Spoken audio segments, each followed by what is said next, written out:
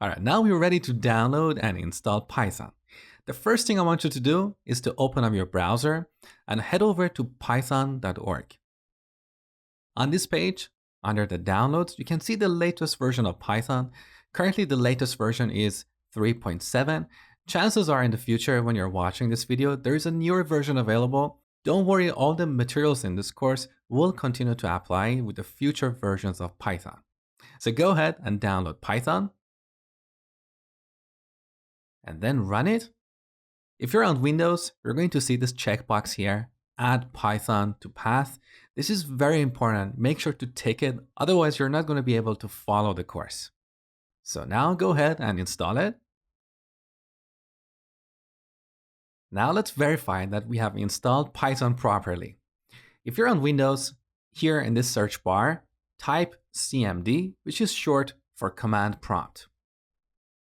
Now here in command prompt, type Python. You can see we have successfully installed Python version 3.7. Now to exit, press Ctrl Z and then enter. Done. If you're on Mac, press Command and space. This opens up the Spotlight search. So here type terminal. Terminal on Mac is like command prompt on Windows. Now Mac and Linux by default come with an older version of Python, that is version 2.